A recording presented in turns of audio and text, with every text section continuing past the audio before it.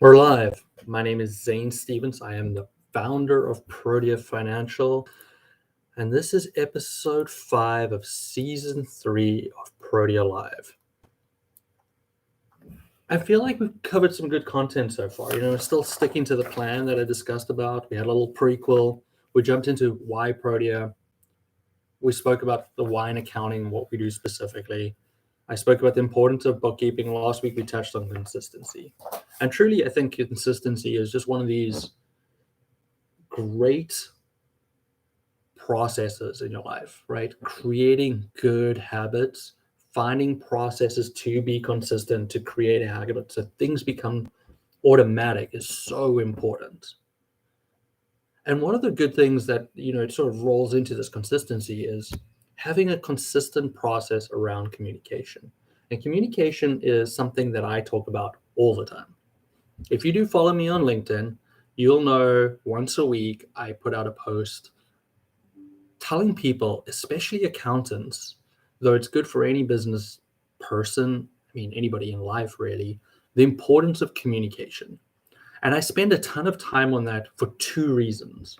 One, Protea has been in the digital world. We've been working from home since 2014. We have been remote workers before it was cool. So, in a remote environment, as in most environments, communication is really, really important. And there's a different set of skills required because we cannot see each other. Number two is that when it comes to accounting education, especially when people go off to college to get their professional studies, there is no emphasis on telling people that you should work on your communication skills. Communication skills is one of those things that just gets forgotten about. But realistically, as much as accounting is done behind a computer these days, you cannot do your job unless you can communicate. You're always going to need information from somebody, and you'll have to relay that information to somebody else. So you need to ask questions and tell people information. You are constantly communicating. You cannot do your job as an accountant unless you can communicate. So why do we ignore it?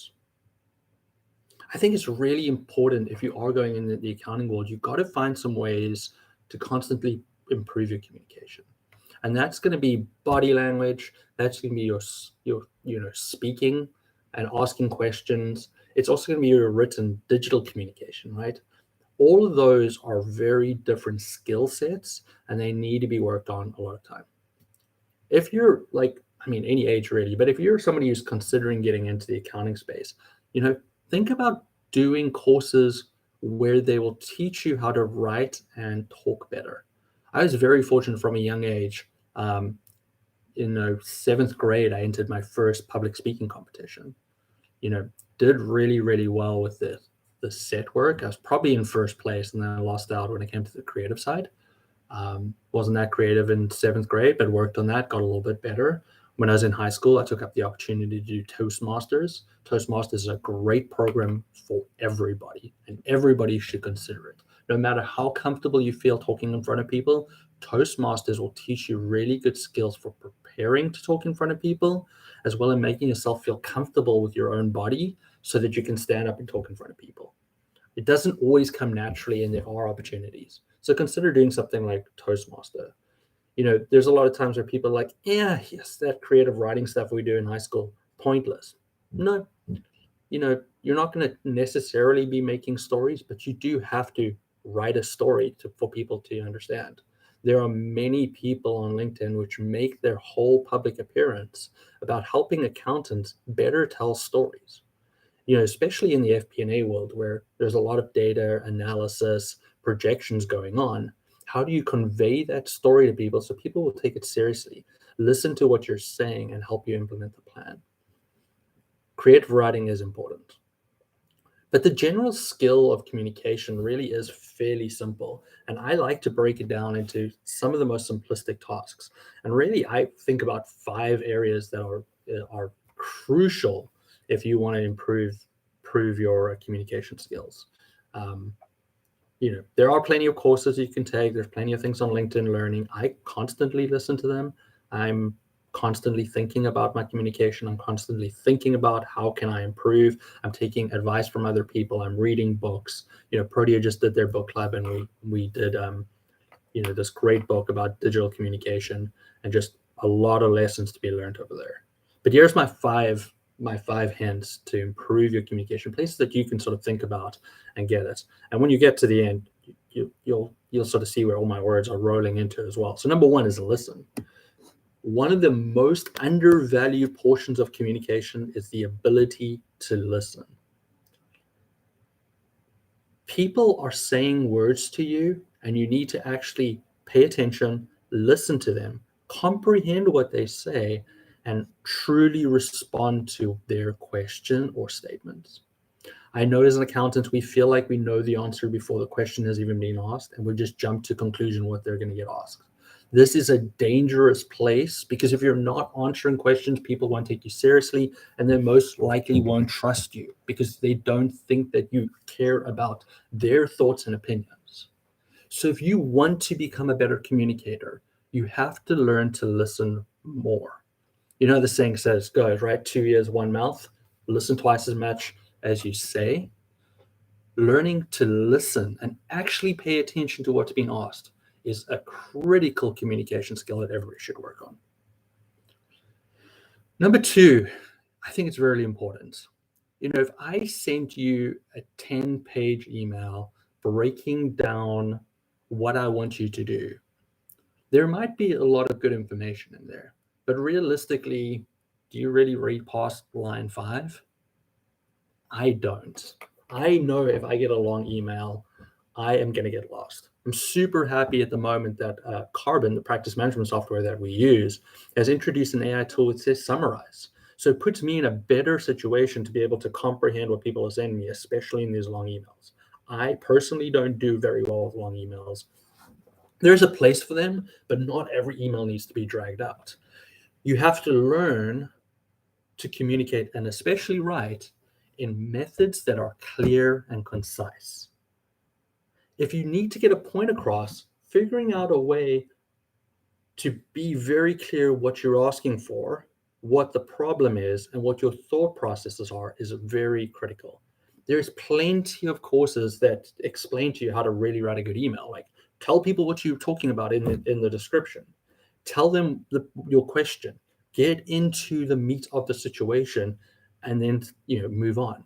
Be clear and concise. Make sure that people know what you're trying to say. Don't get your question or action get lost in this big wordy email.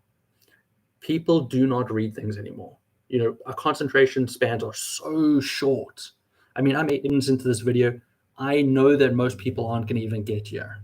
That's why I do summaries of these videos at the end, is that I need people to hear what I'm saying. So I'm going to make it clear and concise for them. So one of the best skills that you can learn for communication is be clear, be concise. Number 3, a lot of people don't think about this, but there's nothing worse than when you ask a question and then days go by without a response. I know it is one of the biggest reasons why people get frustrated with their accountants, tax as well as bookkeeping, outsourced accounting, is that poor response time makes them feel unwanted and that they are not important. Responding timeously to a request is so important. Imagine you're standing talking to somebody and you ask them a question and they're like, I'll be right back. And they go make themselves a cup of coffee, have some lunch, and then return to you and be like, okay, here's my response. You won't feel very good that that person decided that something else was more important at that point in time, right? So why do we do that in our professional lives? Why do we take so long to respond to people? Now, remember, you might not know all the answers, but you can easily respond. Thank you for your email. I will look into this and I will respond within X number of hours. Personally, at Protea, we use the 24-hour rule. Let's respond within a day. I know with other people, 48 hours is also acceptable. But I think once you go past 2 days, you're just ignoring people. There has to be a better process to respond to queries. And respond, like I said, could just be thank you, I received it. Could be I'll get back to you in a few days, few weeks, few months, whatever the requirement is, depending on the topic. Or it could be introducing them to somebody else in your team that can take the approach. Figure out a good process to be able to respond to people in a timely manner. They will trust you more. They'll feel like they can come to you and they'll feel loved. And that is a big part of communication, is the trust factor of it. Number 4, you cannot communicate the same way to every single person. I communicate very differently to my children, the kids I coach at soccer, my wife, my colleagues, my friends. My approach to communication, though they're all kind and respectful, is very different to each one of them. They all respond to different types of communication and require different styles of communication depending on the task or problem we're all facing. You cannot be a one size fits all communication.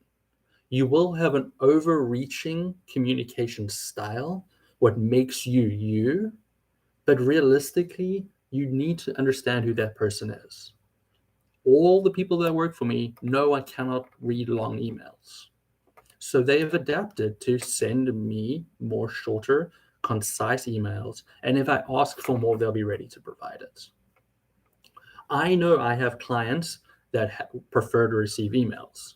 I know I have clients that prefer to set up phone calls. There's even some clients that a text message is the most successful means of reaching out to them.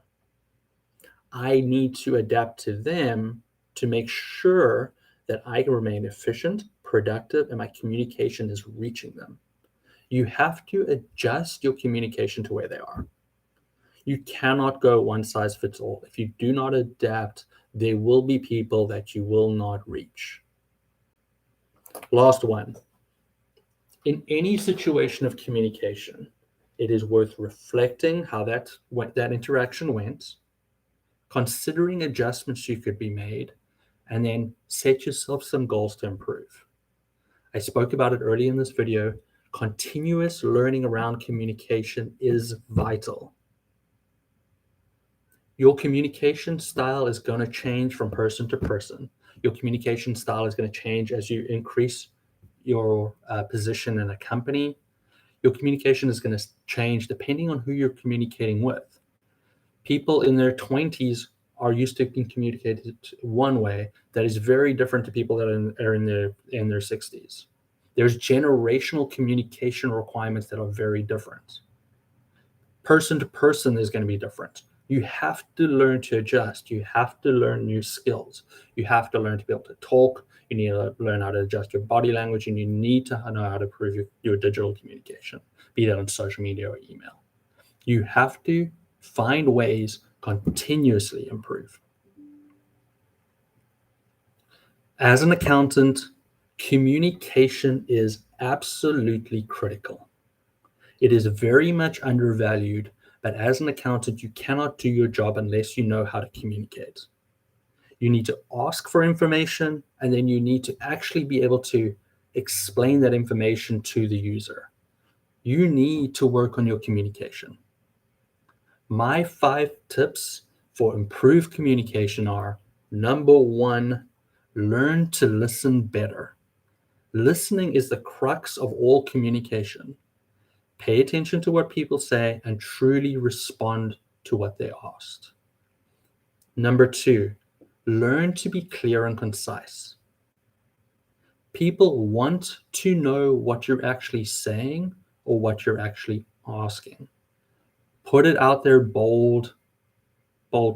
If you're talking to somebody, go, hey, this is my question. Hey, this is my statement. Do the same thing in your emails. Sometimes you can even start your email with, I have a question about, this is my thought process. This is what I'm doing. Learn to be clear, concise, so people can understand you. Make it easy for them to hear you. Number 3, always be timely with your communication. Nobody likes to feel ignored. Create processes that allows you to respond to emails in a timely manner. Think about it from a personal standpoint. If you're having a conversation with somebody and somebody said, great question, walked away, and went and did something else. That's how it feels if you are ignoring responses. At Protea, we use the 24-hour rule. Create a rule for yourself. Number 4, learn to adapt. You will have a main style of communication. We all do.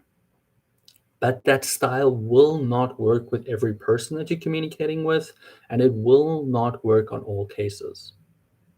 Make sure that you have the inbuilt communication ability to adjust your style for the people you're dealing with, the audience you're dealing with, and understanding that sometimes it's going to have to be using your voice, sometimes it will be digital, sometimes it might even have to be something crazy like text or WhatsApp.